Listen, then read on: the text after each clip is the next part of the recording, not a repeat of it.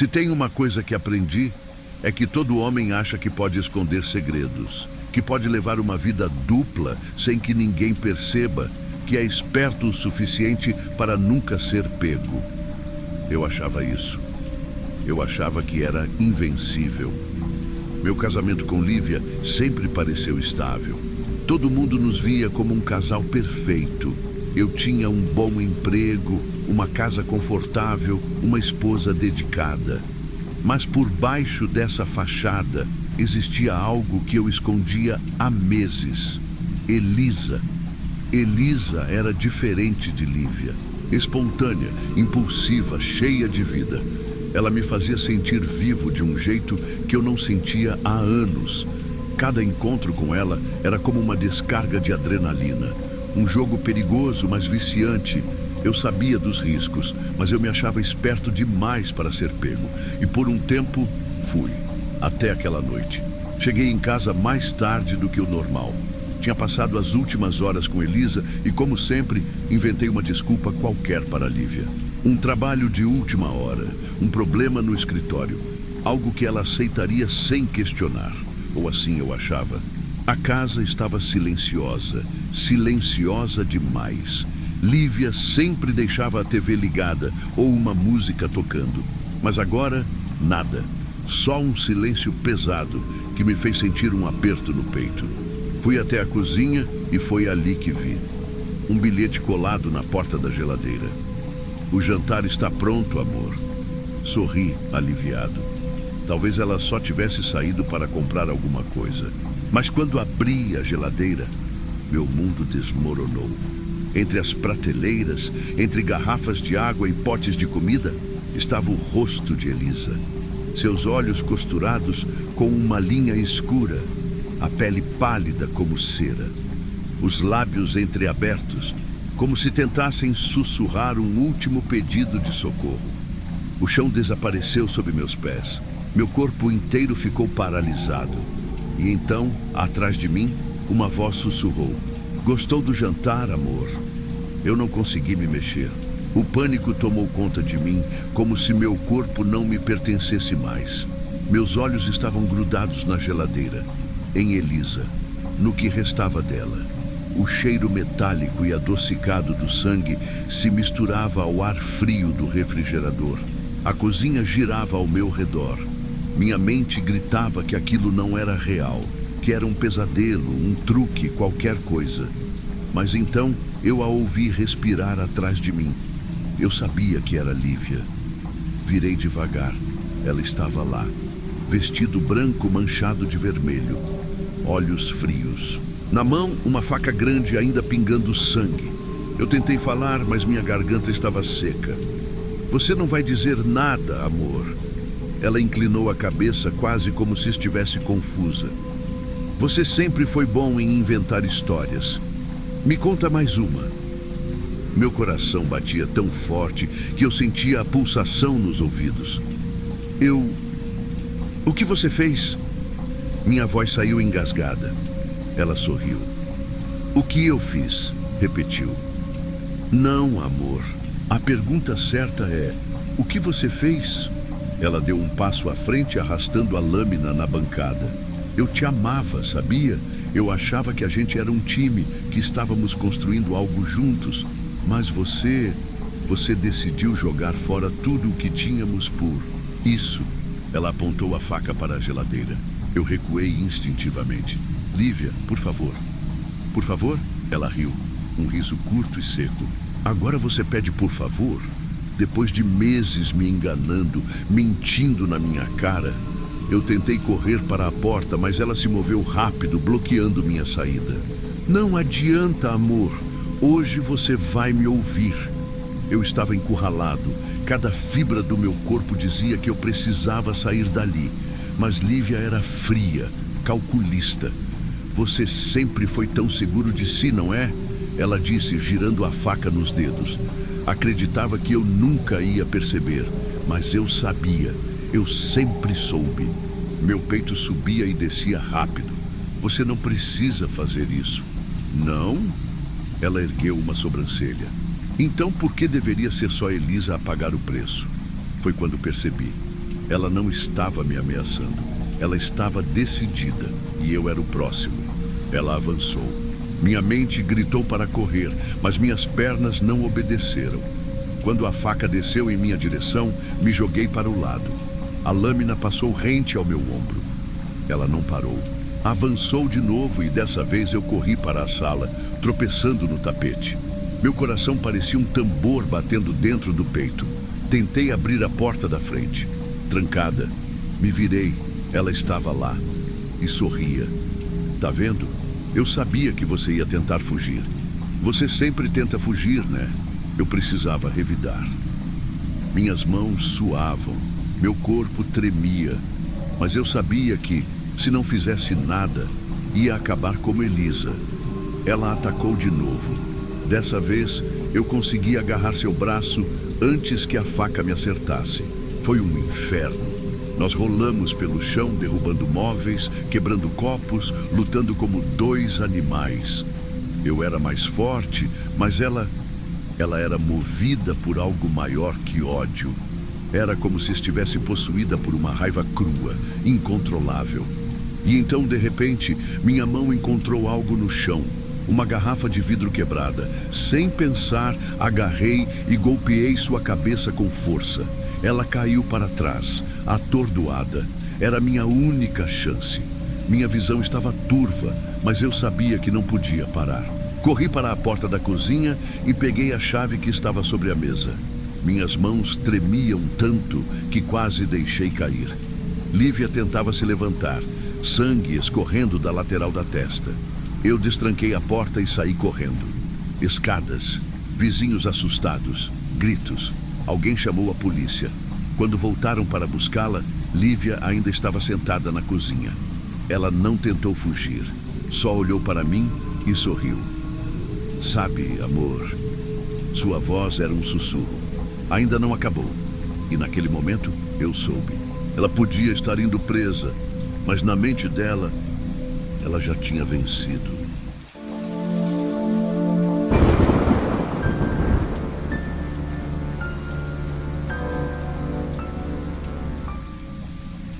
Se tem uma coisa que eu nunca fui na vida, é paranoica. Sempre tentei manter os pés no chão, confiar nas pessoas e não ficar procurando problema onde não tinha. Mas se tem outra coisa que aprendi na marra, é que a gente nunca conhece ninguém de verdade. Tudo começou com uma sensação esquisita, um cansaço que não passava, mesmo dormindo bem. No começo, achei que era só o estresse do trabalho, as contas, a correria da vida. Mas aí vieram as tonturas, o enjoo depois de qualquer refeição, uma dorzinha chata na nuca que ia e voltava. Meu marido, André, dizia que era só ansiedade. Você trabalha demais, Bárbara. Tenta relaxar um pouco, ele dizia, passando a mão nas minhas costas. Mas eu sabia que não era isso. Teve um dia que eu acordei com as mãos dormentes, como se tivesse dormido em cima delas, mas a sensação não passava. Olhei no espelho e senti que meu rosto estava um pouco mais pálido do que o normal. Foi aí que decidi marcar um check-up. Nada demais, só exames de rotina. Eu nunca tive nada grave, então achei que ia ouvir a mesma coisa de sempre. Você está saudável, só precisa descansar mais. Mas quando sentei na cadeira do consultório, percebi pelo olhar do médico que, dessa vez, não seria tão simples assim. Seus exames indicam uma intoxicação crônica, disse o médico franzindo a testa. Meu coração disparou. Intoxicação? Como assim? Ele respirou fundo e apontou para um dos papéis na minha ficha. Seu sangue tem traços de uma substância tóxica. Não é algo que acontece de uma hora para outra. Foi administrado em pequenas doses ao longo dos últimos meses. Eu senti um arrepio subindo pela espinha. Mas como isso pode ter acontecido? O médico inclinou a cabeça. Pode ser por ingestão, contato direto, até mesmo algo no ambiente onde você passa muito tempo. Você tem se sentido mal há quanto tempo? Eu tentei lembrar.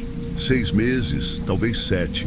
E a pior parte era que, nesse tempo, eu vinha me esforçando para me sentir melhor.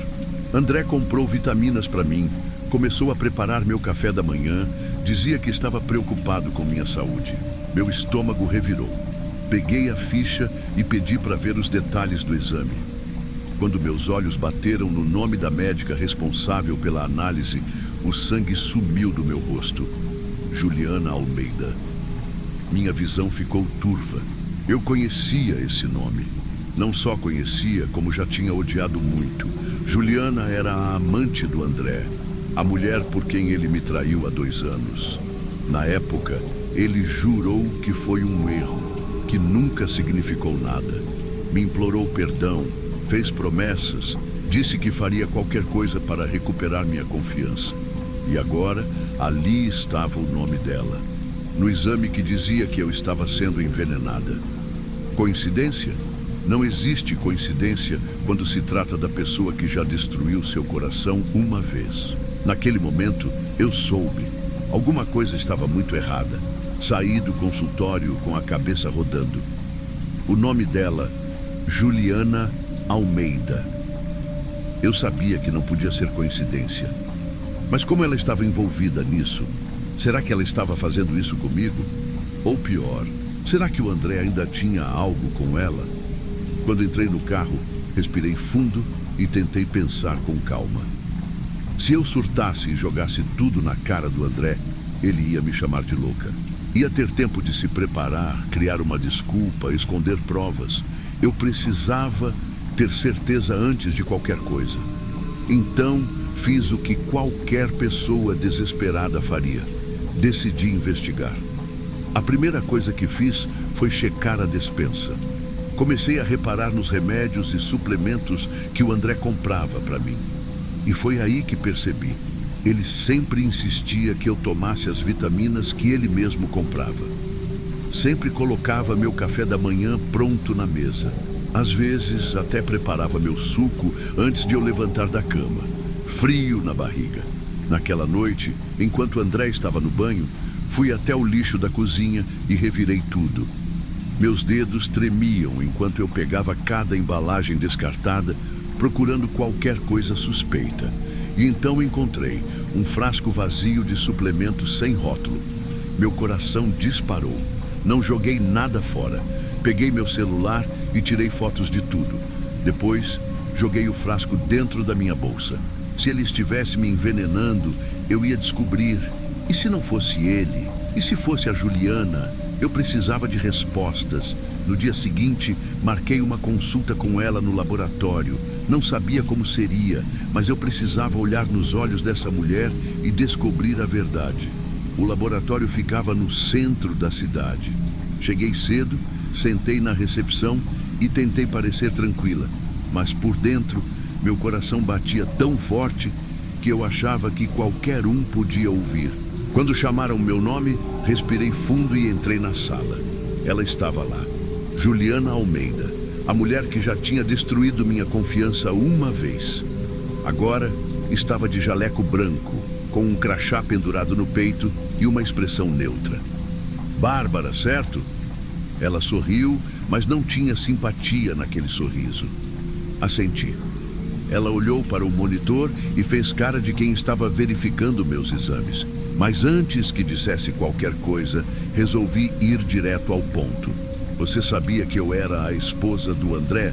A expressão dela nem mudou. Sabia. E você analisou meus exames. Viu que estou sendo envenenada. Vi. Minha garganta secou. Ela estava tão calma. Foi você? Dessa vez ela sorriu de verdade. Mas não era um sorriso amigável. Se eu quisesse te matar, Bárbara, você já estaria morta. Um arrepio gelado percorreu minha espinha. Então me diz, quem está fazendo isso comigo? Ela suspirou e se encostou na cadeira. Você realmente não sabe? Fiquei em silêncio. Juliana cruzou os braços. O André voltou a me procurar há meses. Disse que não estava feliz, que queria fugir, que ainda pensava em mim. Mas eu não quis nada com ele. Meus músculos ficaram tensos. E ele começou a ficar estranho, insistente, depois agressivo. Quando parei de atender as ligações, ele começou a mandar mensagens. Até que um dia, do nada, parou. Eu achei que ele tinha desistido. Mas agora, depois de ver seus exames, ela me olhou nos olhos. Eu acho que ele encontrou outro jeito de se livrar de você. Minha visão ficou turva. Ele quer que eu morra. Ou quer que você vá parar no hospital tempo suficiente para ele te largar sem culpa. Senti minha respiração falhar. Não podia ser. O André podia ter sido infiel, mas isso era coisa de psicopata. Mas no fundo, algo me dizia que ela estava certa. Saí do laboratório com as pernas bambas. Meu coração batia tão rápido que parecia que ia explodir. As palavras de Juliana ecoavam na minha cabeça. Ou ele quer que você vá parar no hospital tempo suficiente para ele te largar sem culpa. Tentei negar. Tentei convencer a mim mesma que não fazia sentido. Mas as peças do quebra-cabeça estavam se encaixando.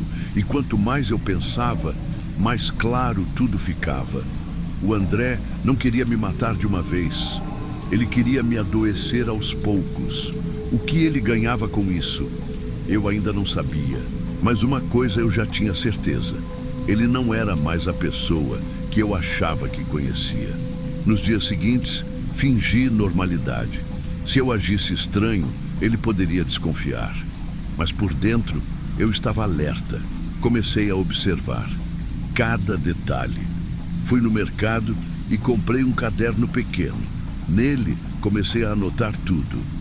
Dias que eu me sentia pior. O que eu comia e bebia antes de passar mal. Horários que André preparava algo para mim. Comportamento dele. Então, comecei a perceber. Toda vez que ele insistia para eu tomar o suco de laranja que ele preparava, no dia seguinte eu acordava péssima. Toda vez que ele fazia questão de colocar açúcar no meu café, eu sentia tonturas depois. Não era paranoia, era real. Foi aí que decidi checar os extratos do cartão de crédito do André. E o que eu encontrei fez meu sangue gelar. Uma compra recorrente em uma farmácia específica. Todo mês, o mesmo produto. Um medicamento que, quando pesquisei, descobri que continha os mesmos componentes da substância encontrada no meu sangue. André estava me envenenando e eu tinha provas. Agora eu sabia a verdade, mas saber não era o suficiente. Eu precisava pegar ele no flagra. Então bolei um plano. No dia seguinte de manhã, fiz questão de acordar tarde.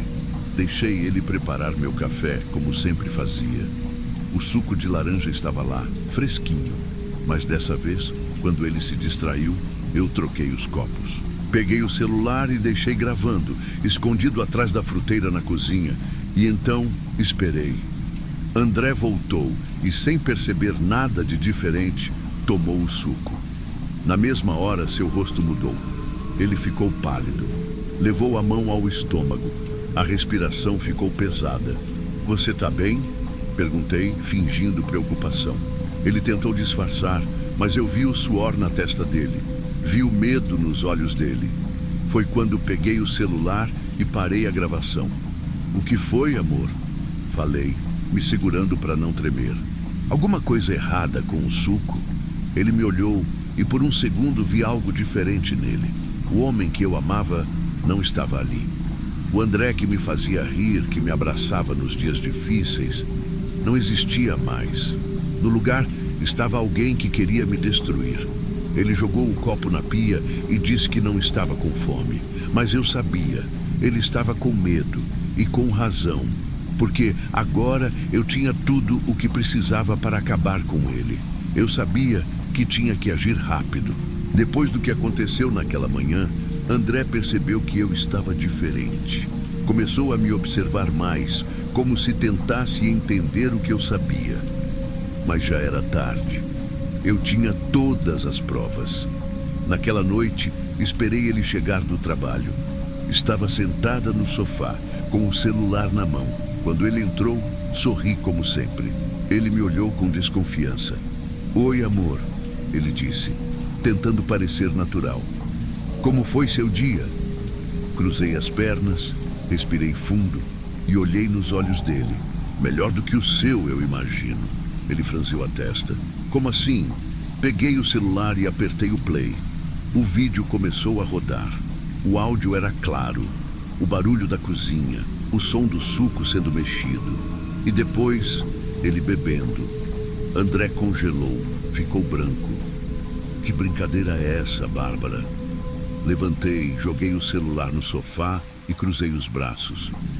Eu sei de tudo, André. Sei do suco, do remédio que você compra escondido, das vitaminas que você me faz tomar. Sei até da mulher com quem você está saindo agora. O silêncio foi tão profundo que pude ouvir o tic-tac do relógio na parede. Então, ele riu. Uma risada baixa, fria. Você não tem como provar nada. Dei um passo para frente sem desviar o olhar. Quer apostar? Peguei a bolsa e tirei o frasco vazio que encontrei no lixo. Joguei na mesa. Isso aqui já foi analisado. Contém a mesma substância dos meus exames. Sabe quem me ajudou? A Juliana. Aquela mesma que você tentou convencer de que me largaria para ficar com ela. A máscara dele caiu. Nos olhos dele não havia mais medo, só raiva. Você estragou tudo.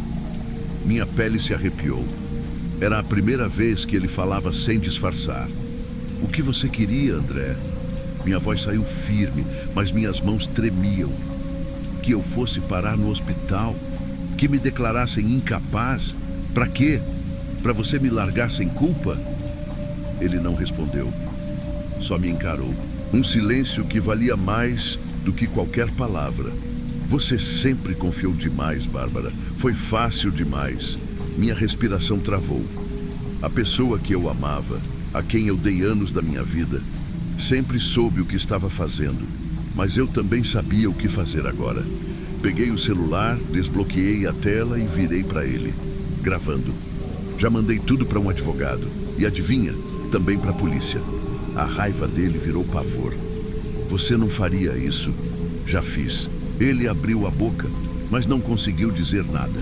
Agora sai da minha casa antes que eu te faça sair escoltado. E pela primeira vez, ele não teve o controle. Os dias seguintes foram um borrão. Eu denunciei. André foi investigado. O frasco foi analisado. A compra do remédio rastreada. As provas eram esmagadoras. Ele tentou se defender. Tentou dizer que eu estava inventando tudo. Mas a gravação dele bebendo o próprio veneno, os extratos bancários, os exames, nada disso era inventado. Quando ele foi preso, senti um misto de alívio e desespero. Passei anos dormindo ao lado de um homem que queria me destruir. Me perguntaram várias vezes se eu tinha notado algo antes, mas a verdade, eu não queria enxergar. Hoje eu olho para trás e vejo que os sinais sempre estiveram lá. O jeito dele de me controlar, de me fazer duvidar de mim mesma, a manipulação disfarçada de preocupação. Eu sobrevivi, mas poderia não ter sobrevivido. E é por isso que eu conto essa história. Porque o perigo nem sempre vem do escuro, nem sempre bate na porta de casa com um rosto estranho. Às vezes, ele divide a cama com você, e o veneno que te mata não é só o que colocam na sua comida. Às vezes, o veneno é a confiança que você entrega para quem não merece. Se você ficou arrepiado com essa história, imagina o que vem por aí. Deixa o like, se inscreve no canal e compartilha com quem gosta de um bom suspense.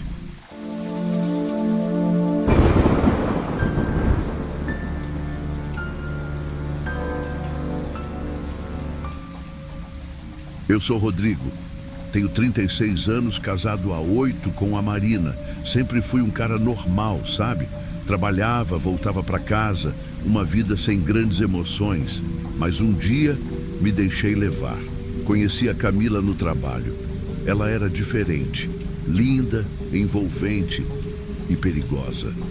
Só que eu só percebi isso tarde demais. No começo, era só um flerte bobo. Um café depois do expediente, um sorriso aqui, outro ali. Mas quando vi, já estava metido até o pescoço. Camila me fazia sentir vivo de um jeito que eu nem lembrava que era possível. Mas eu tinha uma família, tinha um compromisso. Eu sabia que precisava acabar com aquilo antes que fosse tarde demais. Foi quando decidi contar para ela. Chamei Camila para conversar e fui direto ao ponto. Isso aqui não pode continuar. Esperava lágrimas, gritos, talvez até um escândalo. Mas não. Ela sorriu. Um sorriso pequeno, sem emoção. Eu entendo, Rodrigo. Você tem sua vida, sua esposa. Eu já sabia que esse dia ia chegar. Eu não sabia o que dizer. Esperei alguma reação, mas ela só pegou um gole do café e me olhou. Então, já que é assim, vamos terminar isso do jeito certo. Um último jantar. Minha casa, sexta-feira. Nada demais, só uma despedida civilizada. Fiquei aliviado. De verdade. Achei que tinha dado sorte. Aceitei o convite. Camila não era o tipo de mulher que faria cena. Era madura, ou pelo menos era o que eu pensava. Se eu soubesse o que ia acontecer naquela noite, teria saído correndo e nunca mais olhado para trás. Na sexta à noite, coloquei uma roupa simples e fui até o apartamento da Camila. Era um lugar bem arrumado, elegante, com aquele cheiro de vela aromática que sempre tinha quando eu ia lá. Ela abriu a porta com um sorriso radiante. Estava linda, num vestido vermelho justo, como se quisesse me fazer mudar de ideia. Mas minha decisão já estava tomada. Que bom que veio, Rodrigo. O apartamento estava à luz de velas e uma mesa posta com taças de vinho e um prato de massa feito por ela. Tudo parecia tão normal. Sentamos, começamos a comer. Ela falava sobre viagens, planos, coisas aleatórias, como se estivéssemos em um jantar qualquer. A comida estava boa, o vinho melhor ainda. Mas depois de um tempo, comecei a me sentir estranho. Minha visão ficou embaçada, minha cabeça pesada. O garfo caiu da minha mão sem que eu percebesse. Tentei me levantar, mas minhas pernas não respondiam. Meu coração disparou. Você... Minha boca parecia pesada, as palavras saíam arrastadas. Camila se inclinou, me observando com aquele mesmo sorriso. Relaxa, amor. É só para você não ir embora antes da hora. A última coisa que vi antes de apagar foi o brilho do seu vestido vermelho e seu olhar satisfeito. Acordei com uma dor de cabeça absurda, como se meu crânio estivesse sendo espremido por uma prensa. Meu corpo estava pesado, meus braços e pernas dormentes. Levei alguns segundos para entender onde estava. Minha cama, meu quarto. Mas algo estava errado, muito errado. Tentei me mexer e foi aí que o pânico bateu de verdade. Eu estava amarrado, meus pulsos e tornozelos presos com cordas grossas, esticadas de um jeito que me deixava quase imóvel. Minha respiração ficou curta, o peito subindo e descendo rápido. Foi quando percebi. Marina estava ao meu lado, minha esposa, também amarrada, também desacordada. Eu não conseguia processar aquilo. Minha mente girava em 1000 direções ao mesmo tempo. O que estava acontecendo? Como eu tinha ido parar ali? Como ela tinha vindo parar ali? Antes que eu pudesse entender, uma voz ecoou no quarto. Bom dia, amor. Senti um calafrio. Na poltrona do canto, sentada com uma perna cruzada sobre a outra, segurando uma faca afiada e fina, estava Camila. Ela sorria. Um sorriso tranquilo, como se tudo aquilo fosse uma cena planejada, um teatro do qual ela era a diretora. Meu corpo inteiro se retesou. O que você fez? Minha voz saiu rouca. Camila inclinou a cabeça, brincando com a ponta da faca nos dedos. Eu só trouxe a família toda para nossa despedida. Assim ninguém se sente excluído. Foi nesse momento que entendi. Eu não estava apenas preso. Eu estava nas mãos de alguém que sabia exatamente o que estava fazendo. Marina começou a se mexer. Sua respiração ficou irregular antes que ela abrisse os olhos. Demorou um instante para perceber onde estava. Rodrigo, a voz dela era um fio. Eu queria dizer alguma coisa, mas Camila foi mais rápida. Ah, que bom que acordou.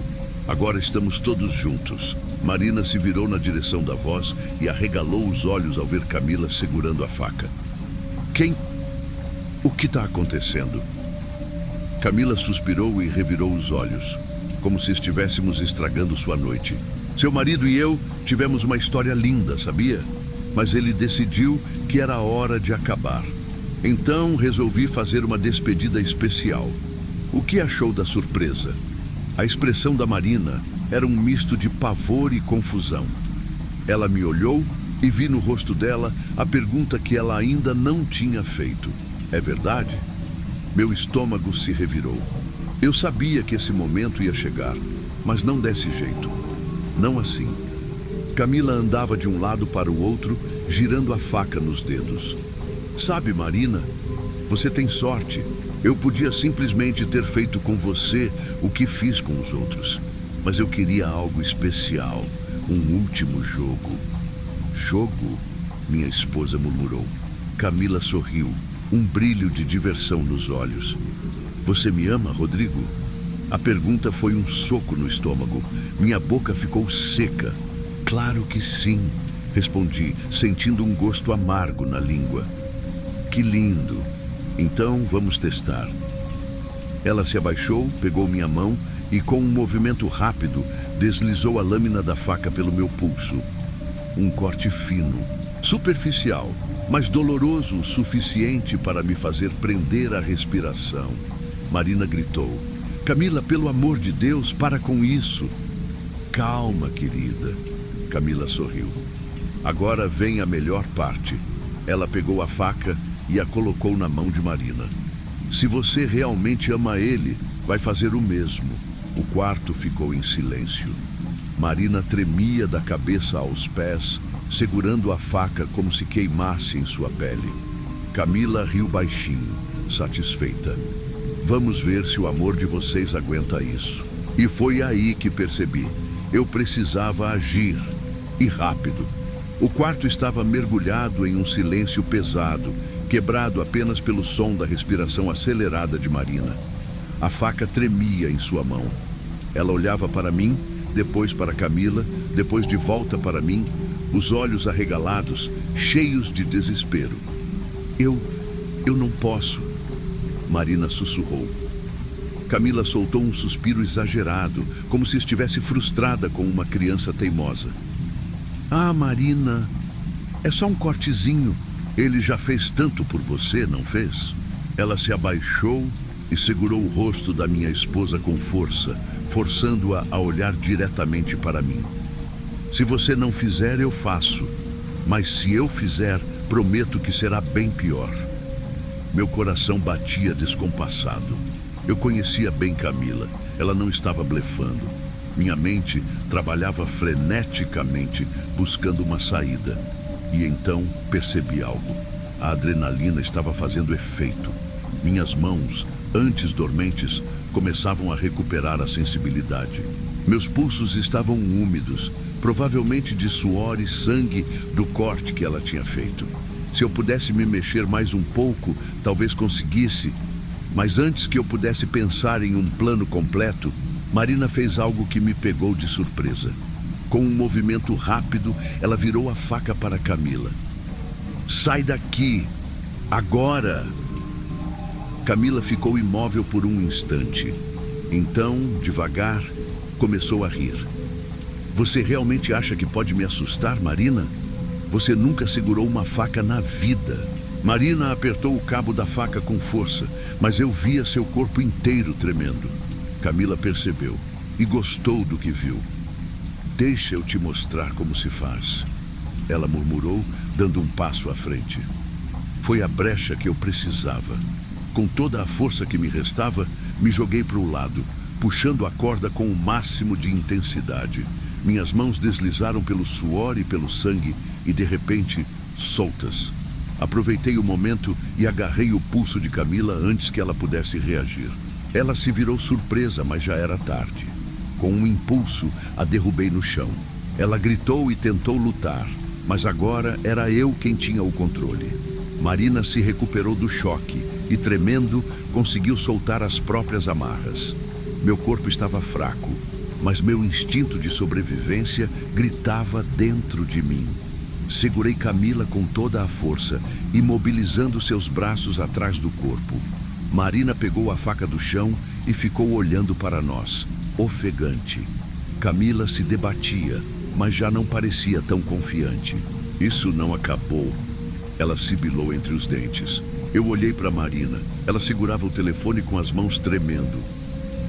A polícia já está vindo, disse, a voz fraca, mas firme. Camila sorriu, mas desta vez era um sorriso diferente. Um sorriso de quem sabia que ia perder. A espera pelos policiais pareceu durar uma eternidade.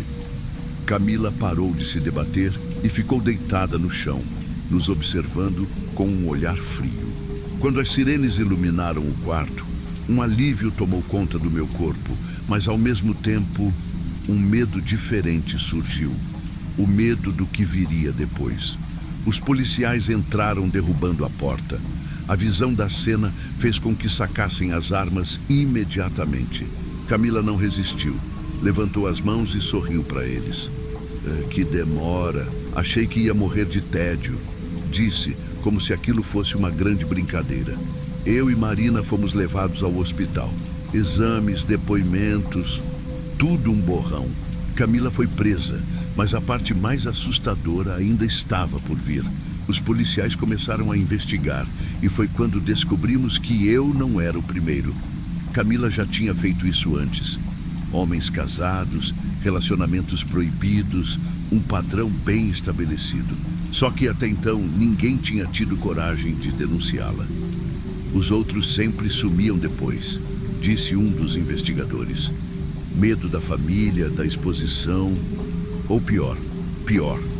Essa palavra ficou na minha mente. Camila me encarou pela última vez antes de ser levada para a viatura. Ela sorriu, um sorriso diferente dessa vez. Foi divertido, Rodrigo, disse, antes de ser empurrada para dentro do carro. Eu nunca mais a vi. Mas a pior parte não foi essa. A pior parte foi Marina. Ela nunca conseguiu olhar para mim do mesmo jeito. O casamento nunca foi o mesmo depois daquela noite. Não importava quantas vezes eu pedisse desculpas, quantas lágrimas fossem derramadas. A verdade estava lá e não podia ser apagada. Nos separamos alguns meses depois, não por falta de amor, mas porque o que vivemos naquela noite nunca nos abandonou. Eu sobrevivi, mas às vezes me pergunto se realmente escapei dela. Se fecho os olhos por muito tempo, ainda vejo aquele sorriso.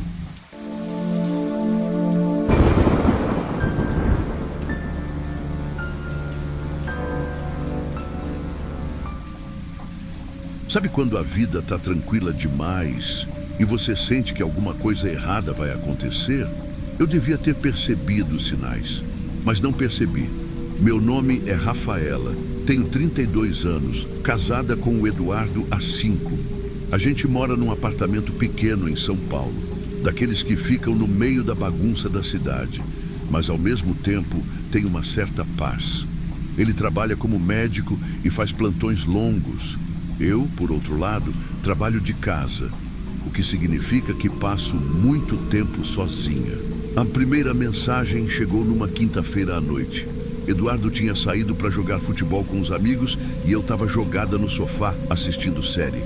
Meu celular vibrou. Olhei a tela. Número desconhecido. Achei que fosse algum golpe ou ligação de telemarketing, mas não era. Era um áudio. E por algum motivo aquilo me deu um arrepio esquisito. Quando dei play, uma voz rouca e baixa, como se estivesse sussurrando bem perto do microfone, disse: "Ele me ama de verdade." Na hora, minha cabeça começou a trabalhar a 1000. Era engano?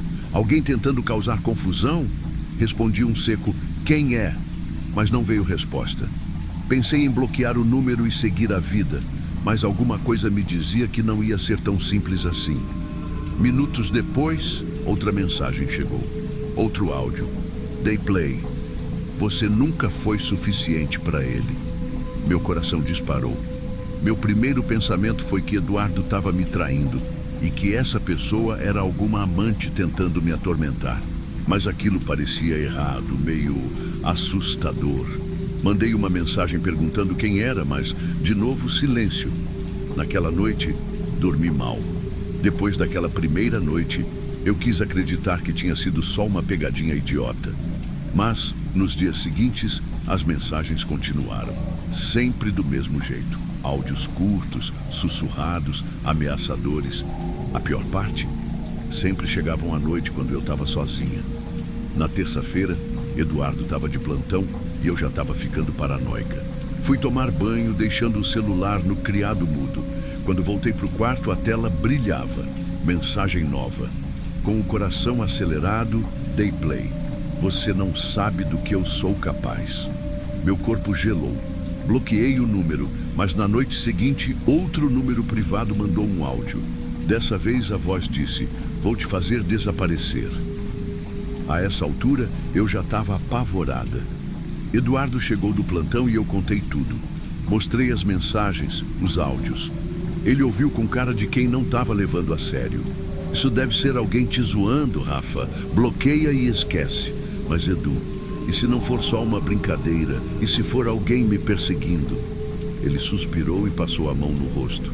Olha, se continuar, a gente vai na polícia, tá bom? Eu queria acreditar que aquilo ia parar. Mas no fundo, eu sabia que ainda não tinha visto o pior. Depois da conversa com Eduardo, tentei seguir a vida normalmente. Mas como é que você ignora uma coisa dessas? Comecei a prestar mais atenção no que acontecia ao meu redor. Será que alguém me seguia? Será que algum vizinho ficava me observando? Na sexta-feira, as mensagens pararam. Nenhuma notificação, nenhum áudio. Pela primeira vez em dias, consegui respirar aliviada. Mas o silêncio não durou muito. No sábado à noite, Eduardo saiu de novo para o futebol. Fiquei no sofá com um livro, tentando manter a cabeça ocupada. Foi quando o celular vibrou.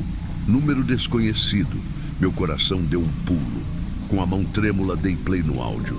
Eu estou mais perto do que você imagina. Meus olhos se arregalaram. Aquilo não era uma brincadeira, era uma ameaça. Dessa vez, decidi ouvir com mais atenção. Peguei os fones de ouvido e reproduzi o áudio de novo. E foi aí que percebi. No fundo da gravação havia um som baixo, abafado, uma respiração lenta e pesada. O problema? Aquele som não parecia estar vindo de quem gravou o áudio. Ele parecia vir de dentro da minha casa. O medo me congelou. A sala ficou em silêncio, mas eu sentia meu coração batendo tão forte que parecia que ele ia explodir. Olhei ao redor. O apartamento estava fechado, todas as portas trancadas. Mas e se alguém tivesse entrado enquanto eu estava distraída? Peguei meu celular e liguei para Eduardo. Rafa, tá tudo bem? Minha voz saiu trêmula. Eu acho que tem alguém aqui. Ele ficou em silêncio por um segundo. Liga para a polícia. Eu tô indo agora. Desliguei e corri para o quarto. Tranquei a porta e fiquei ali tentando escutar qualquer som. Mas nada. Nenhuma movimentação. Nenhum passo. Os minutos passaram arrastados. Quando Eduardo chegou, saiu checando tudo. Apartamento vazio. Nenhum sinal de arrombamento. Nada fora do lugar. Mas então, enquanto ele estava na sala, meu celular vibrou de novo. Outro áudio. Abri na hora. Eu te avisei. Meu sangue gelou. A pessoa sabia que eu tinha chamado Eduardo. Ele olhou para mim na mesma hora. A gente vai na polícia amanhã. E eu só conseguia pensar em uma coisa. Se não tinha ninguém dentro do apartamento, então como a respiração estava ali, no fundo do áudio? Na manhã seguinte, fui direto à delegacia com Eduardo. Contei tudo.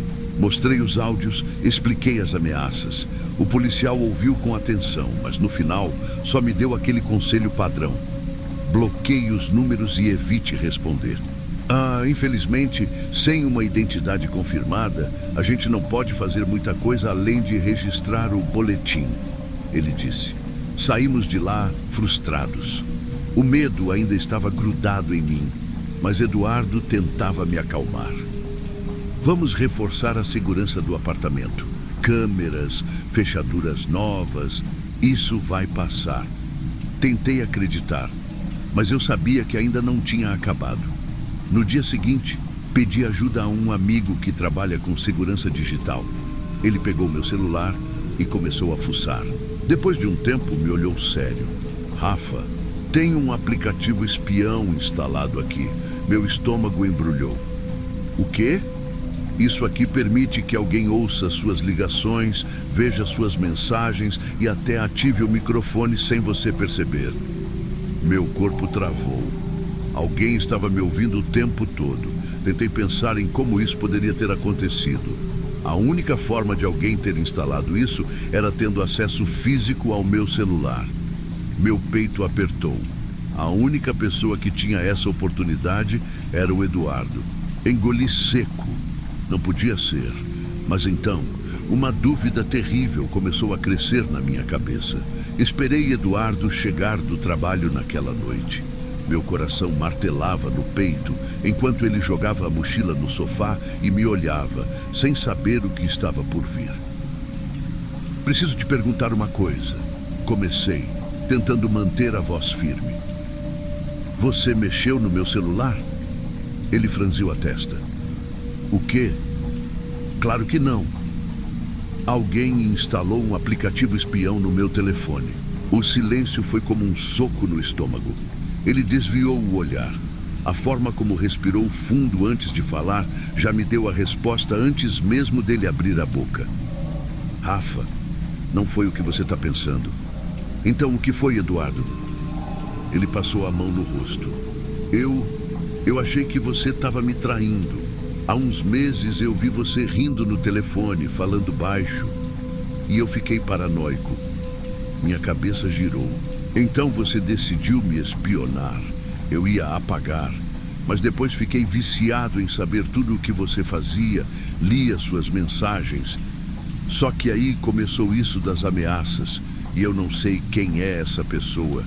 Minha raiva foi substituída por puro pavor. Ele me vigiava. Mas ele não era a pessoa dos áudios. Então quem era? Naquele instante, meu celular vibrou. O suor escorreu pelas minhas costas. Peguei o telefone e dei play no áudio. A mesma voz rouca, sussurrada. Eu te avisei que ele não era perfeito. Meus olhos se encheram de lágrimas. A pessoa sabia. Peguei minhas coisas e saí do apartamento. Corri para a delegacia, abri um novo boletim, fiz um pedido de medida protetiva. Passei a noite na casa da minha irmã. E naquela noite, pela primeira vez, meu celular ficou em silêncio. Nenhuma mensagem, nenhuma ameaça, nada. Mas até hoje eu me pergunto, quem estava realmente me ouvindo? Depois de tudo, nunca descobri quem mandava os áudios. Eduardo se arrependeu, tentou se redimir, mas eu nunca mais consegui confiar nele. O casamento desmoronou. Mudei de apartamento, mudei de número. Instalei câmeras, fiz tudo o que podia para me sentir segura. Mas o medo nunca foi embora completamente. Até hoje, cada vez que recebo uma notificação no celular, meu coração dispara. E antes de ouvir qualquer áudio, eu sempre verifico se estou realmente sozinha. Histórias como essa acontecem mais do que a gente imagina. Quer ouvir mais? Então já deixa o like e se inscreve para não perder os próximos relatos.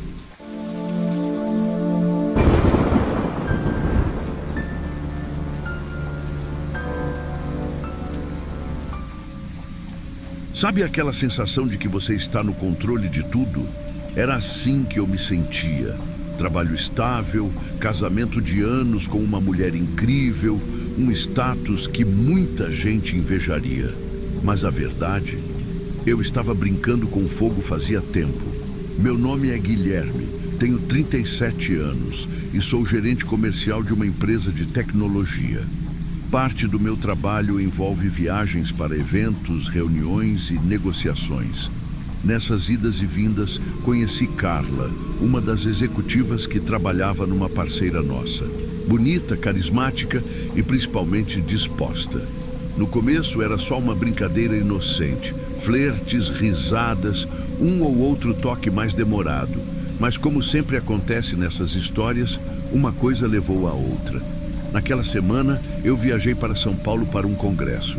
O plano era passar 3 dias lá, mas os eventos acabavam cedo e a noite ficava livre. Foi assim que, depois de algumas mensagens e uns olhares mais intensos durante as palestras, eu e Carla acabamos no quarto de hotel dela. A noite foi regada a vinho e conversas descontraídas. Ela ria de tudo que eu falava, me fazia sentir jovem, como se não houvesse consequências. Quando percebi, já estávamos na cama. O último pensamento que tive antes de apagar foi que minha vida continuaria exatamente a mesma depois daquilo. Mal sabia eu que naquela mesma noite tudo ia mudar. Quando voltei para casa, Larissa estava estranha. Normalmente, ela vinha até mim, abraçava forte, perguntava como foi a viagem. Mas naquele dia, nada. Só estava sentada no sofá, segurando o celular com força, os olhos fixos na tela. "Oi, amor", falei, tentando parecer natural. Ela levantou o olhar devagar e me encarou. O rosto dela estava pálido, os lábios secos. Algo estava errado. "Você demorou", foi tudo o que disse. Senti um arrepio estranho, mas fingi que não percebi nada. Deixei minha mala no canto e fui para o banheiro tomar um banho. Foi quando eu me olhei no espelho e meu mundo parou. No meio do meu peito, em batom vermelho, estava escrito "Eu te vejo". Meu coração disparou. O que diabos era aquilo? Minha mente começou a girar. Eu teria feito isso bêbado? Não, impossível. Carla, mas por que ela faria isso? Então um pensamento ainda mais aterrorizante me atingiu. Alguém entrou no meu quarto naquela noite. Com o coração na garganta, esfreguei a mensagem até que desaparecesse. Mas o medo ficou. Saí do banheiro tentando disfarçar, mas Larissa continuava lá, imóvel, me observando. Seus dedos ainda tremiam no celular. Foi aí que ela quebrou o silêncio. "Você não tem nada para me dizer?" Meu estômago revirou. Era como se eu tivesse sido colocado contra a parede sem nem saber por quê. "Como assim?" Ela respirou fundo, desviou o olhar por um instante e então virou o celular na minha direção. E foi nesse momento que eu soube que minha vida estava prestes a virar um pesadelo. Meu sangue gelou. Na tela do celular de Larissa havia uma foto, mas não era qualquer foto. Era eu, dormindo profundamente na cama do hotel, ao lado de Carla. Minha mente parou.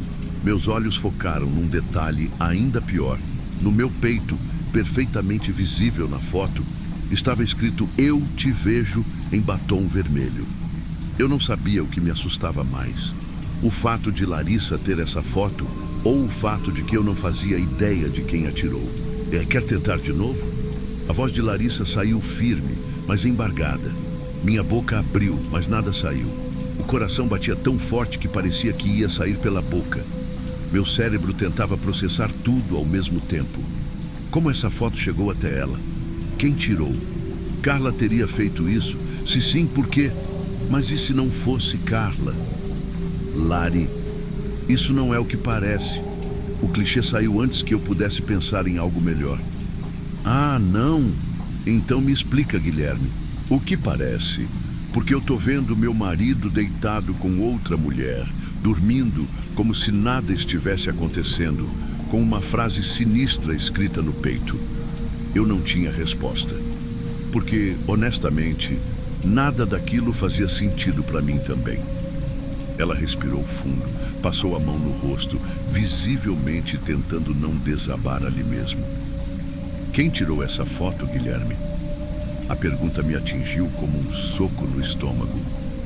Se ela estava perguntando quem, significava que ela também não sabia. Ou seja, não foi ela. Onde você conseguiu isso? Minha voz saiu mais baixa do que eu queria. Ela virou a tela de novo, mostrando a origem da mensagem.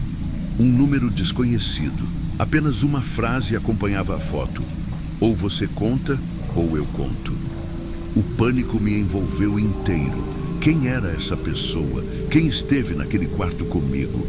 Meu instinto foi puxar o celular do bolso e discar o número de Carla. Eu precisava de respostas. Ela atendeu no terceiro toque. Guilherme, a voz dela estava tensa. Carla, me diz a verdade. Você tirou uma foto minha ontem à noite? O quê? Não, do que você está falando? Ela parecia genuinamente confusa, mas meu cérebro estava em modo de sobrevivência. Alguém tirou uma foto minha dormindo, com você. Mandaram para minha esposa. O silêncio do outro lado da linha me deu um arrepio pior do que a foto. Guilherme. A voz dela saiu trêmula. Isso não faz sentido. Eu também recebi uma coisa estranha. Engoli seco. O quê? Hoje de manhã, quando acordei, tinha um bilhete dentro da minha bolsa, escrito à mão. A cada palavra dela, eu sentia minha respiração ficando mais curta. O que estava escrito? Ela hesitou. Eu quase podia ouvi-la olhando para o papel de novo. Eu sei quem você é. Aquela frase era um aviso. Minha mão apertou o celular. O medo deu espaço a um pavor absoluto. Carla, escuta. Minha voz saiu baixa, como se eu temesse ser ouvido. Alguém esteve no nosso quarto. Do outro lado, ela ficou muda. Então, num fio de voz, perguntou: Guilherme, o que a gente fez? Eu não tinha resposta. Mas uma coisa era certa. Alguém sabia de tudo e estava nos vigiando de perto. Depois de desligar, senti minhas mãos suadas. Meu coração estava acelerado, a mente girando sem parar. Alguém tinha entrado no nosso quarto. Alguém que sabia quem eu era, quem Carla era, e que queria que eu soubesse disso. Olhei para Larissa.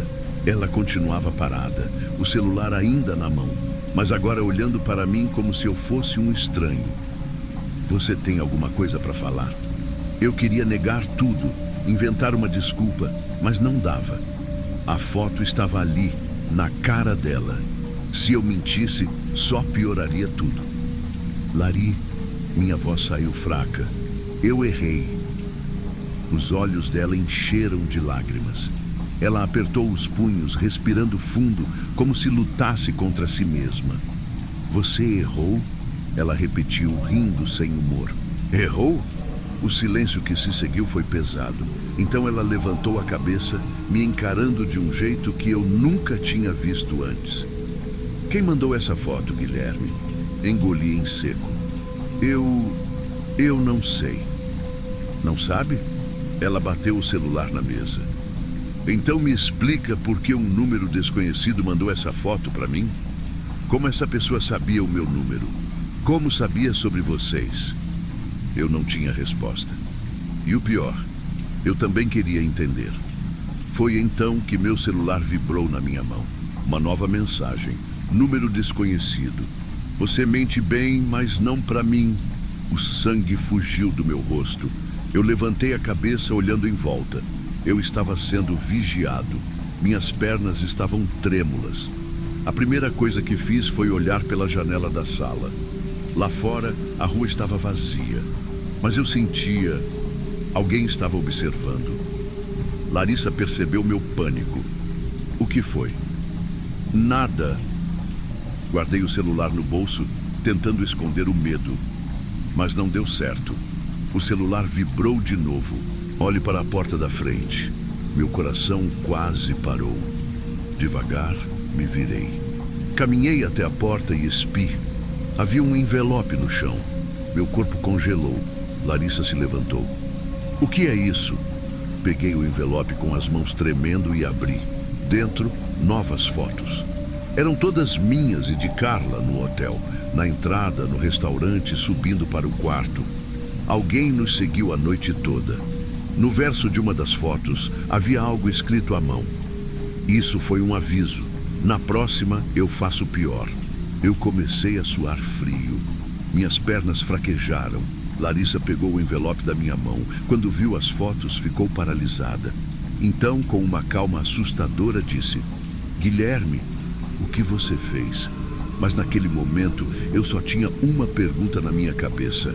Quem estava atrás de mim? A adrenalina tomou conta do meu corpo. Eu sentia meu coração batendo tão forte que parecia que ia sair pela boca. Quem estava nos perseguindo? Olhei novamente para Larissa. Ela não chorava mais. Seu rosto estava fechado, como se tentasse entender a gravidade da situação. Meu celular vibrou novamente. Te vejo em breve. A campainha tocou. Meu corpo congelou. Larissa arregalou os olhos. Ninguém tinha anunciado visita. Eu não esperava ninguém. Minha primeira reação foi ir até a janela. Afastei a cortina com o mínimo de movimento possível e olhei para a rua. Havia um homem encapuzado do outro lado da calçada. Ele estava parado, olhando diretamente para minha casa. Fiquei imóvel, segurando a respiração. Mas em questão de segundos, ele sumiu. Meu corpo inteiro se arrepiou. Quem era? Larissa perguntou com a voz trêmula. Não respondi. Apenas corri até a porta, abri de uma vez e olhei para os dois lados da rua. Nada. Não havia um carro arrancando, não havia passos apressados, nada que indicasse que alguém tinha acabado de estar ali. Voltei para dentro. Larissa ainda segurava as fotos. Ela me encarou de um jeito que eu nunca tinha visto antes. Se você não me contar tudo agora, eu vou embora. Eu não sabia o que responder. Como contar algo que nem eu entendia. Mas antes que eu pudesse dizer qualquer coisa, meu celular vibrou de novo. Uma foto. Dessa vez, não era do hotel, era da minha casa. Tirada do lado de fora, naquela mesma noite. Naquele momento percebi que não se tratava mais de um erro. Não era apenas um caso. Era uma ameaça real. Quem quer que fosse, sabia tudo sobre mim. Minhas mãos tremiam enquanto eu segurava o celular. Olhei pela casa inteira, como se esperasse que alguém estivesse ali dentro. Mas o verdadeiro terror era que não precisava estar. A pessoa que nos vigiava estava sempre um passo à frente. Foi então que outra mensagem chegou. Isso foi um aviso. Na próxima, eu faço pior. Minha respiração ficou pesada. Larissa percebeu minha reação e pegou o celular da minha mão. Quando leu a mensagem, ela deu um passo para trás. Isso não é só uma ameaça, Guilherme. Essa pessoa sabe onde a gente mora. Eu já sabia disso. E era isso que me deixava apavorado. Sem pensar duas vezes, disquei o número de Carla novamente. Chamou e caiu na caixa postal. De novo e de novo. Um pânico absurdo tomou conta de mim. Algo estava muito errado. Foi então que meu celular vibrou mais uma vez. Outra foto. Era Carla. Mas ela não estava sorrindo, nem relaxada como nas outras imagens. Ela estava sentada dentro do próprio carro, segurando o volante com força. Seus olhos estavam arregalados, assustados. E no vidro ao lado dela, refletido pelo flash da câmera, havia uma sombra. Eu perdi o ar. Ela estava sendo seguida, e eu sabia que era só questão de tempo até que algo acontecesse. A traição tinha sido minha, mas o preço, todos nós íamos pagar.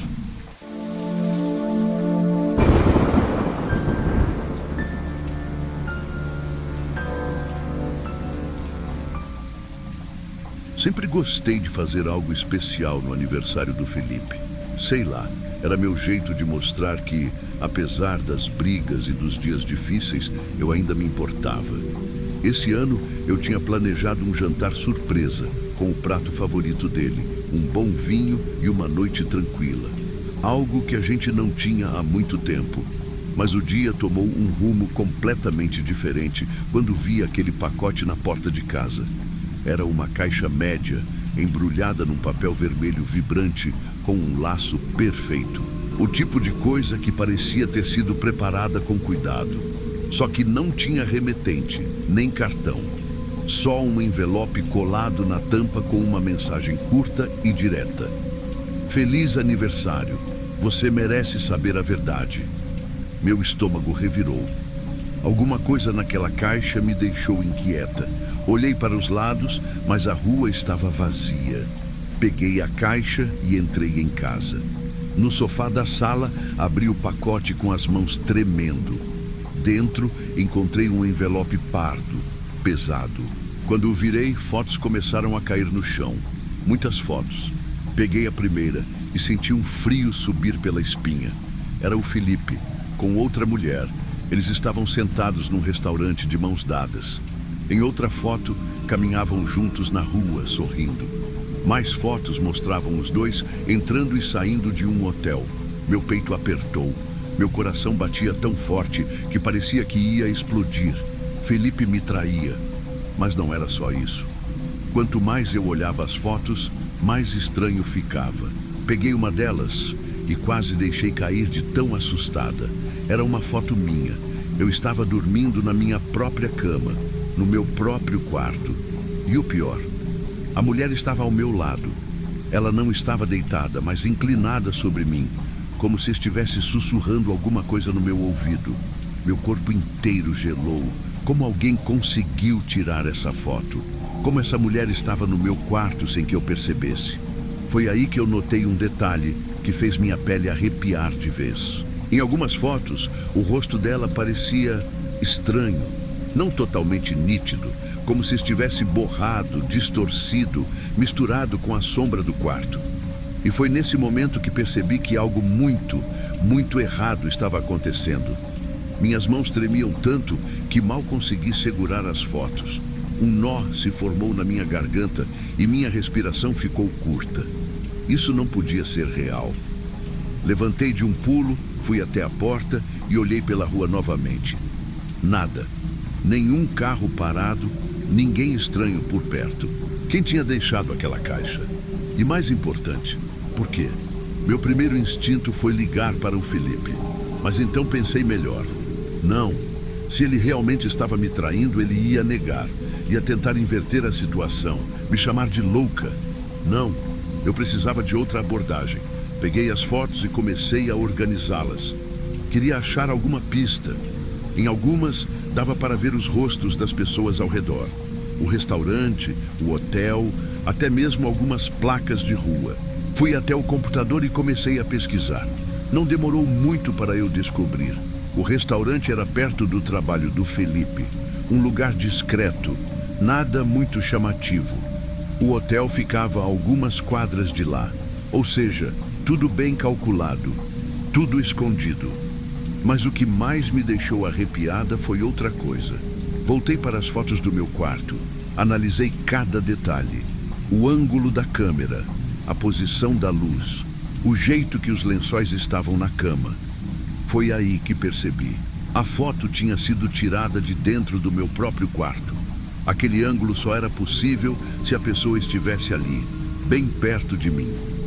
Soltei as fotos no sofá e levei a mão na boca, tentando controlar a náusea. Meu peito subia e descia rápido, e um pensamento começou a martelar na minha cabeça.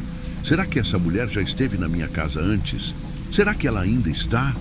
Foi quando o barulho veio, um estalo, pequeno, quase imperceptível, mas veio do andar de cima. Meu coração parou por um segundo. Olhei para a escada. O andar de cima estava escuro. O corredor que levava ao quarto parecia um túnel sem fim. Segurei a respiração e fiquei ali paralisada, porque naquele momento eu soube. Eu não estava sozinha. Fiquei imóvel no meio da sala, tentando escutar qualquer outro som. Meu coração batia tão forte que ecoava nos meus ouvidos, mas eu tinha certeza do que ouvi. O barulho veio do andar de cima. Por um segundo, pensei em sair correndo, mas e se fosse só coisa da minha cabeça? Talvez fosse a madeira da casa estalando.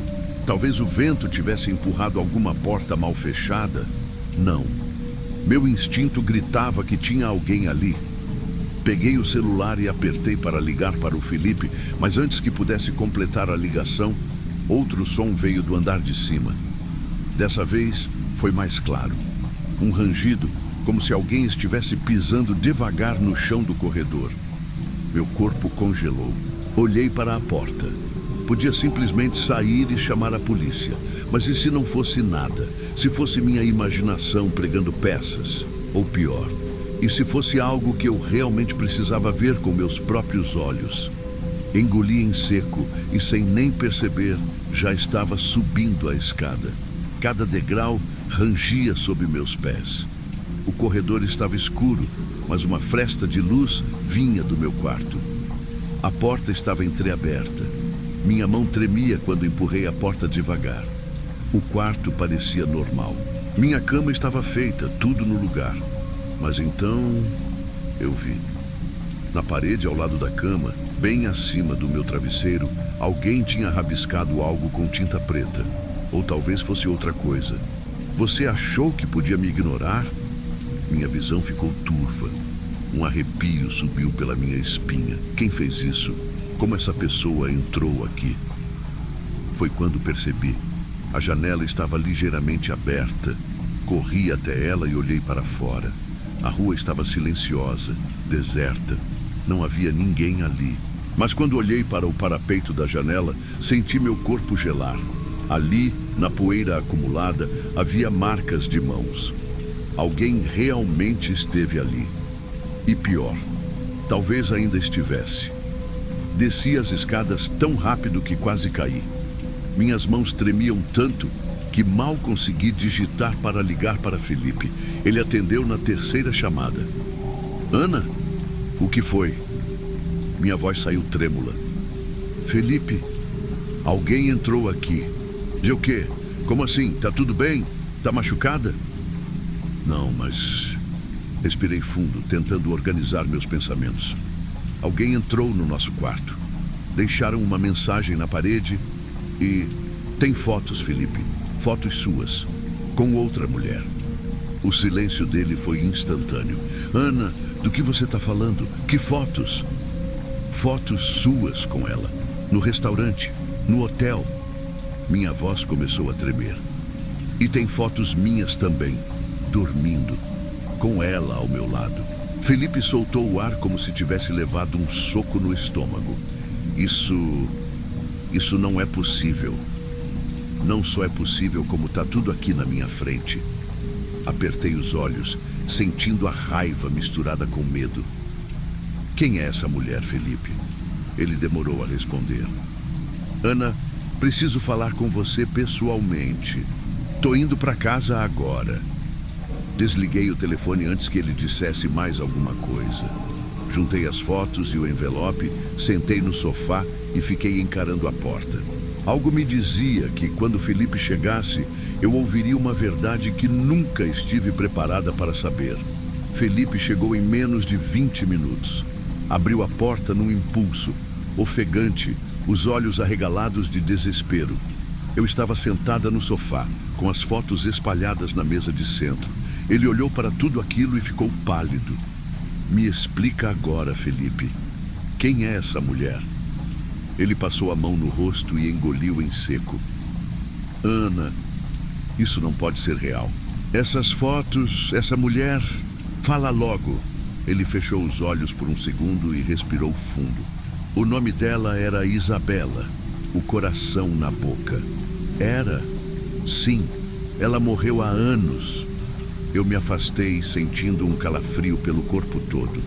Você está dizendo que essa mulher morta está na minha casa? Felipe balançou a cabeça, nervoso. Não faz sentido. Eu tive um relacionamento com ela antes de te conhecer. Foi intenso, complicado. Ela era obcecada por mim, doente. Quando terminei, ela começou a me perseguir.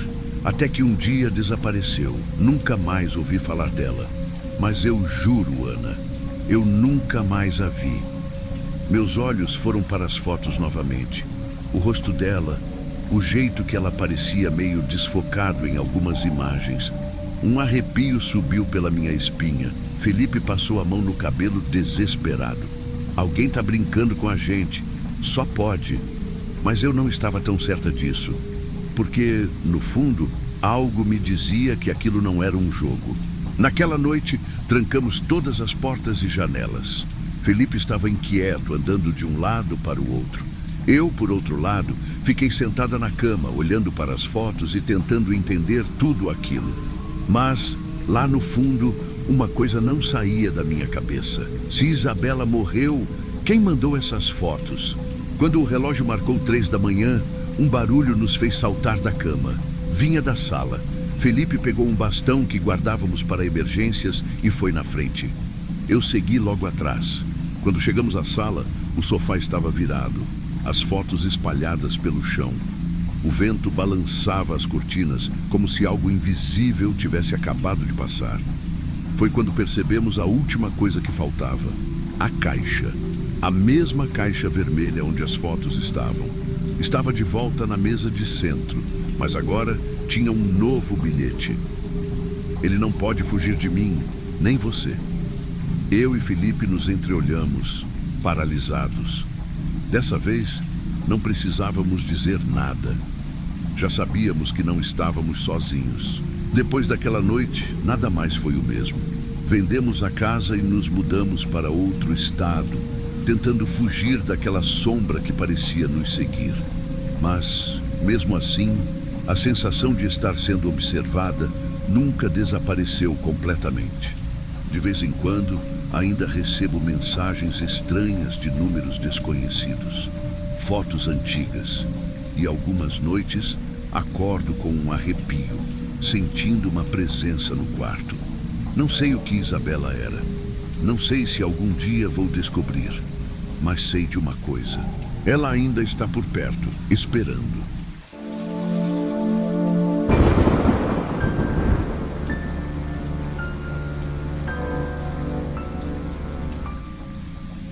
Eu sempre fui um cara esperto.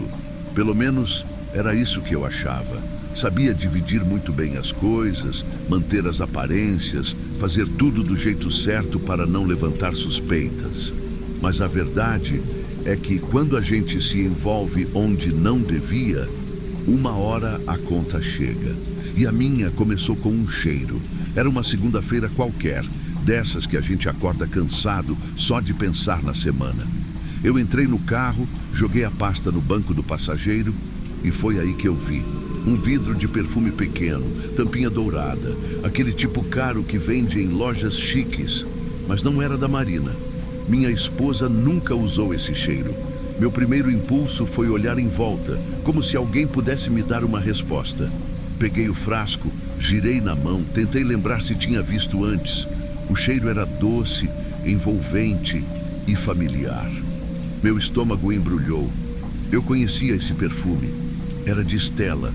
Um arrepio subiu pela minha espinha. Como diabos aquilo foi parar ali? Eu não lembrava de ter visto no carro antes. Será que ela esqueceu? Será que Marina viu? Eu respirei fundo, engoli seco e guardei o vidro no porta-luvas, como se esconder aquilo resolvesse alguma coisa.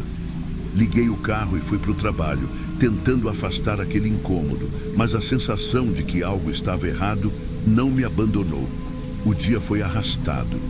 Meu chefe falava, os colegas riam de alguma coisa na copa, mas minha cabeça estava longe. A qualquer momento eu esperava receber uma mensagem da Marina perguntando sobre aquele frasco, mas o celular ficou mudo. No fim da tarde, sentei na minha mesa e abri a gaveta para pegar uma caneta. Meu coração parou por um segundo. Lá estava ele, o vidro de perfume. Eu pisquei várias vezes, tentando entender o que estava vendo. Eu tinha certeza absoluta de que o joguei no porta-luvas. O mesmo vidro, mesma tampinha dourada, como se nunca tivesse saído dali. Senti um frio no peito, um aperto no estômago. Isso não fazia sentido. Será que alguém estava brincando comigo? Será que Marina descobriu tudo e colocou ali como um aviso? Minha respiração ficou pesada. Peguei o vidro, segurei firme. Não podia ser. Eu mesmo tinha guardado no carro. Então como? O medo começou a tomar conta de mim. Levantei, fui até o banheiro e joguei o vidro no lixo. Me olhei no espelho, tentando me acalmar. Talvez fosse coincidência, talvez minha mente estivesse pregando peças, mas no fundo eu sabia. Isso era só o começo. Eu saí do trabalho com a cabeça fervendo. Não importava o quanto eu tentasse me convencer de que era coisa da minha cabeça, algo estava muito errado. Mas eu precisava agir como se nada estivesse acontecendo. Quando cheguei em casa, Marina estava na cozinha, cantarolando baixinho enquanto preparava o jantar. O cheiro de alho refogado se espalhava pelo ar. E por um instante eu quis acreditar que minha vida ainda era normal. Beijei sua testa e fui direto para o banho. Queria tirar aquele dia da minha pele. A água quente escorria pelo meu rosto quando senti um cheiro estranho. doce, familiar, aquele perfume. Saí do banho em um pulo, esfregando os olhos para ter certeza de que não estava imaginando coisas. O cheiro estava ali, impregnado no banheiro. Peguei a toalha e corri para o quarto, meu coração acelerado. Quando abri o armário para pegar uma roupa, minhas mãos tremeram. No meio das minhas camisas, lá estava ele, o vidro de perfume, o mesmo. Minha respiração ficou curta, o peito apertado. Eu não coloquei aquilo ali, eu não trouxe para casa, eu joguei fora. Como ele apareceu de novo? Marina me chamou da cozinha. Tentei respirar fundo, manter a calma. Fechei o armário devagar, como se aquilo fosse sumir se eu não olhasse mais. Mas o cheiro continuava lá. Naquela noite, dormi virado para o lado oposto da cama, os olhos abertos no escuro, tentando entender o que estava acontecendo. Eu precisava acabar com isso. No dia seguinte, eu saí de casa mais cedo, inventando uma reunião importante no trabalho. Mas minha reunião era outra. Dirigi até o apartamento de Stella, as mãos suadas no volante. Ela abriu a porta com aquele sorriso de sempre, como se já soubesse que eu viria. Que bom que veio. Eu estava esperando. Aquilo me arrepiou dos pés à cabeça. Respirei fundo e fui direto ao ponto. A gente precisa parar com isso. Ela não pareceu surpresa. Apenas inclinou a cabeça de leve, como quem escuta um absurdo. Parar? Ricardo, você acha que é tão simples assim? Meu peito apertou. Eu esperava gritos, lágrimas, talvez até uma briga. Mas ela estava calma demais, tranquila demais. Eu sou casado, Stella. A gente sabia que isso ia acabar. Ela deu um passo à frente e eu recuei sem perceber. Sim, Ricardo, mas quem disse que acabou? Ela sorriu. E antes que eu pudesse dizer qualquer coisa, continuou. Mas fica tranquilo, eu já cuidei de tudo. Meu sangue gelou. Eu saí dali sem olhar para trás, sentindo meu estômago revirar. O que diabos aquilo significava? O que ela tinha feito? Mas eu não queria saber. Só queria que tudo isso acabasse. Eu achava que tinha resolvido o problema. Mas eu estava muito enganado. Quando cheguei em casa naquela noite, minha cabeça parecia prestes a explodir. Eu precisava agir normalmente, fingir que nada estava acontecendo. Mas por dentro, eu estava um desastre. Marina estava na sala, de pernas cruzadas no sofá, assistindo a alguma série na TV. Quando me viu, sorriu e perguntou como foi meu dia. Cansativo, respondi, me jogando ao lado dela. Eu precisava me manter no controle, precisava me convencer de que Stella só estava tentando me assustar. Era uma jogada emocional, só isso. Mas eu não podia negar a sensação de que havia algo além, algo que eu não entendia. Foi quando meu celular vibrou no bolso. Peguei o aparelho e senti o sangue sumir do meu rosto. Era uma mensagem de um número desconhecido. Apenas uma frase. Gostou do perfume? Minha boca ficou seca. O coração martelava no peito como um tambor de guerra. Olhei para Marina, que continuava assistindo à TV, alheia ao que estava acontecendo. Respirei fundo e apaguei a mensagem, tentando me convencer de que aquilo não significava nada. Mas na manhã seguinte, quando fui sair para o trabalho, senti o cheiro antes mesmo de abrir a porta do carro. O perfume estava lá. Dessa vez, não era um frasco. O cheiro impregnava o banco, o volante, o painel. Como se alguém tivesse despejado um vidro inteiro dentro do carro. Minha visão ficou turva. Minhas mãos começaram a suar. Aquilo não era mais um aviso, era um jogo. E eu estava no centro dele. Eu não podia mais fugir. Passei o dia todo tentando pensar no que fazer. A verdade era que não havia saída. Stella sabia de tudo, estava em todos os lugares. E então, pela primeira vez, algo me ocorreu. Ela já tinha falado com Marina? Se ela sabia onde eu morava, onde eu trabalhava, se podia entrar no meu carro sem ser vista. Quem garantia que ela já não tivesse dado um passo à frente? Me senti sufocado pela própria paranoia. Mas não demorou muito para que eu percebesse que não era paranoia. Quando cheguei em casa naquela noite, tudo parecia normal.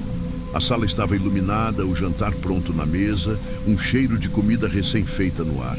Mas então eu ouvi vozes, femininas, conversando. Me aproximei devagar, o coração batendo no peito como um tambor. E quando dobrei o corredor, senti o chão sumir debaixo de mim. Marina e Estela estavam sentadas no sofá, conversando, rindo.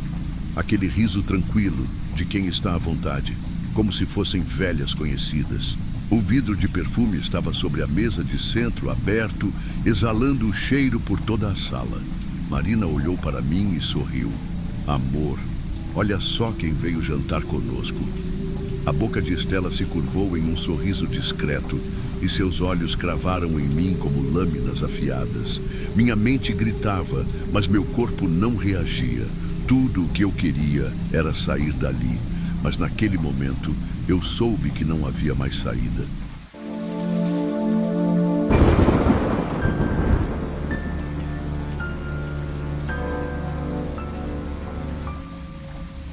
Sabe aquela sensação de estar preso em uma vida que não te preenche mais? Pois é, eu estava assim. Meu casamento já não era mais o mesmo, e por mais que tentasse, a rotina tinha me engolido por completo. Foi quando conheci Santiago. A gente se encontrou por acaso em um evento do trabalho. Ele era charmoso, seguro de si, tinha aquele jeito de quem sabe exatamente o que quer. Conversamos por horas e quando vi, já estava envolvida até o pescoço. Não demorou muito para que começássemos um caso. No início foi aquela adrenalina. Trocas de mensagens escondidas, encontros rápidos em motéis, desculpas esfarrapadas para justificar minha ausência. Mas Santiago sempre foi discreto. Discreto até demais. Um dia, ele veio com uma ideia. A gente precisa de um lugar mais seguro. Conheço uma casa que a gente pode alugar só pra gente. A princípio, achei exagero. Mas ele insistiu tanto que acabei cedendo. Santiago dizia que era o único jeito de ficarmos juntos sem levantar suspeitas. Confiei nele. Talvez eu não devesse ter feito isso. No dia que fomos conhecer a casa, algo dentro de mim já dizia que tinha algo errado. Ela ficava numa rua afastada, sem muita movimentação, cercada por árvores antigas que criavam uma sombra pesada ao redor. Era pequena, com móveis antigos, um cheiro de madeira úmida e paredes amareladas pelo tempo. O dono, um senhor magro e de olhar distante, parecia não se importar muito. A casa está fechada faz tempo, ele disse, entregando a chave sem fazer perguntas. Nem pediu contrato. Aquilo já deveria ter sido um alerta. Entrei meio receosa, mas Santiago parecia animado. Me puxou pela mão, exploramos os cômodos e no fim ele disse: "Aqui vai ser perfeito pra gente." Eu não tinha certeza disso, mas ignorei meu instinto. Afinal, eu só queria estar com ele. O primeiro encontro na casa aconteceu naquela mesma noite. Foi intenso, apaixonado, mas algo me incomodava. Uma sensação estranha, como se estivéssemos sendo observados. Balancei a cabeça rindo sozinha. "Bruna, você tá ficando paranoica. Se ao menos eu tivesse escutado meu próprio aviso." As semanas foram passando e a casa virou o nosso refúgio secreto. Santiago sempre insistia que só devíamos nos encontrar ali. Nada de motéis, nada de encontros rápidos em outro lugar. No começo, isso me deixava tranquila. Parecia mesmo um plano perfeito para não sermos descobertos. Mas, com o tempo, comecei a perceber pequenos detalhes que me deixavam desconfortável. Um dia, entrei na casa sozinha antes de Santiago chegar e senti um cheiro diferente, como suor misturado com poeira. Não era o cheiro do lugar que eu já tinha me acostumado. Parecia que alguém esteve ali antes de mim. Outro dia, ao pegar minha bolsa em cima do criado mudo, percebi que estava mais longe do que eu lembrava de ter deixado. Pequenos objetos pareciam ter mudado de lugar, como se alguém tivesse mexido neles. Falei disso com Santiago, mas ele riu. "Você tá vendo coisa, amor. Deve ser o nervosismo." Talvez ele estivesse certo, mas no fundo, algo me dizia que não era só coisa da minha cabeça. Foi numa noite qualquer que a sensação de estar sendo observada ficou insuportável. Cheguei antes de Santiago e, enquanto esperava, resolvi andar pela casa. Foi quando senti um calafrio estranho, um arrepio na nuca, daqueles que fazem a gente se encolher sem motivo. De repente, ouvi um barulho, um estalido seco, vindo do quarto. Congelei. Meu coração começou a bater mais rápido. Tentei me convencer de que era apenas a madeira velha da casa, mas minha mente gritava outra coisa. Fui até o quarto, engolindo seco. Olhei ao redor, tentando entender de onde tinha vindo o som. A casa estava em silêncio absoluto. E foi então que vi, na parede ao lado da cama, uma pequena fresta escura. Um detalhe que eu nunca tinha reparado antes. Aproximei o rosto e senti um arrepio subir pela espinha. Aquilo não era só uma rachadura, era um buraco, pequeno, discreto, mas o suficiente para alguém espiar. Recuei, sentindo o estômago revirar. 1 milhão de pensamentos passaram pela minha cabeça. Quando Santiago chegou, contei tudo. Ele mais uma vez riu e me chamou de paranoica. Bruna, você tá vendo coisa. É só um buraco na parede, nada demais. Mas para mim aquilo era demais. Algo não estava certo naquela casa. E eu precisava descobrir o quê. Naquela noite voltei para casa com um peso no peito. O que tinha por trás daquela parede? A ideia de que alguém poderia estar nos observando cada vez que eu e Santiago estávamos ali me deixava enjoada. Eu precisava ter certeza. No dia seguinte, cheguei mais cedo que o normal e levei uma lanterna comigo. Com o coração acelerado, voltei ao quarto e me ajoelhei diante do buraco. Liguei a luz do celular e tentei enxergar o que havia do outro lado. Era escuro, mas não completamente vazio. Fiz força contra a parede, empurrando, tentando entender se era um espaço oco. E foi quando senti. A parede se mexia. Meu sangue gelou. Com um pouco mais de pressão, consegui forçar a madeira e abrir uma pequena passagem. O cheiro de mofo e sujeira bateu forte no meu rosto. Atrás da parede havia um espaço estreito, um corredor escondido. Minha garganta secou. O chão estava cheio de marcas de passos e restos de comida. Alguém esteve ali recentemente. E o pior, os buracos na madeira estavam alinhados perfeitamente com a cama. Me afastei, tremendo. Isso não era coincidência. Alguém vinha observando cada momento meu com Santiago. O medo tomou conta de mim. Peguei minhas coisas e saí da casa o mais rápido que pude. No caminho, minha mente só conseguia pensar em quem poderia estar ali. O dono da casa, algum antigo morador, algum desconhecido, ou... Santiago sabia de tudo isso. Decidi agir com calma. Fingi que estava tudo bem, mas agora cada palavra de Santiago parecia suspeita. Naquela noite não consegui dormir. Passei horas no celular pesquisando sobre a casa. Demorou, mas encontrei algo. Anos atrás, um inquilino denunciou que estava sendo vigiado dentro da casa, mas nunca conseguiram provar nada. O caso foi arquivado. Senti um arrepio na espinha. Então, não era coisa da minha cabeça. Minha decisão foi tomada. Eu precisava sair dessa. Mas antes, eu ia descobrir toda a verdade. Quando marquei um encontro com Santiago na casa, já sabia o que fazer. Eu só não fazia ideia do perigo que estava correndo. Naquela tarde, cheguei antes de Santiago. Eu não ia contar nada para ele ainda. Precisava observar sua reação.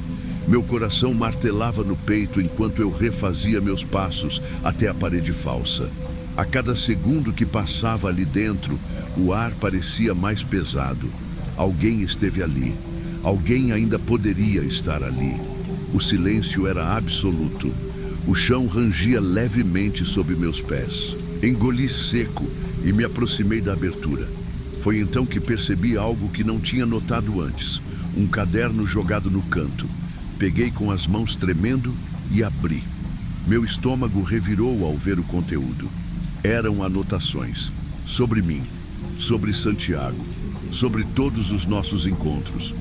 Ela sempre chega primeiro. Santiago nunca dorme aqui. Ela parece desconfiada. Minha cabeça girou.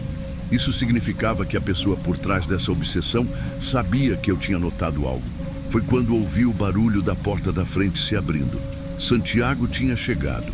Guardei o caderno rapidamente e voltei para o quarto, tentando fingir que nada tinha acontecido. Mas minha mente estava um caos. Santiago entrou sorrindo, me puxou para um beijo, mas eu mal conseguia responder. Ele percebeu. Que foi? Você tá estranha. Tentei disfarçar. Nada. Só tô cansada. Ele me olhou por alguns segundos. Bruna, você veio mais cedo? Meu coração congelou. Por que ele perguntou isso? Balancei a cabeça. Não, cheguei agora há pouco. Por quê? Santiago desviou o olhar. Ficou calado por um momento. Depois sorriu e tentou me puxar de novo. Mas agora eu tinha certeza. Ele sabia de algo. Eu precisava sair dali, mas sair sem levantar suspeitas. Engoli seco e fingi que estava tudo bem. Mas por dentro, minha mente trabalhava rápido. Se eu quisesse escapar daquela situação, precisava jogar melhor do que ele. Saí da casa naquela noite com um plano em mente. Eu precisava descobrir até onde Santiago estava envolvido nisso. Quando cheguei em casa, fiz algo que nunca tinha feito antes. Pesquisei sobre ele. Olhei redes sociais antigas, nome completo, fóruns. E foi aí que encontrei algo que fez meu sangue gelar. Santiago já tinha sido investigado por assédio e invasão de privacidade anos atrás. O caso nunca foi a público, porque não teve provas suficientes. A mulher que o denunciou alegava que ele a manipulava, sempre escolhia lugares isolados para se encontrarem e tinha uma obsessão estranha por vê-la sem que ela soubesse.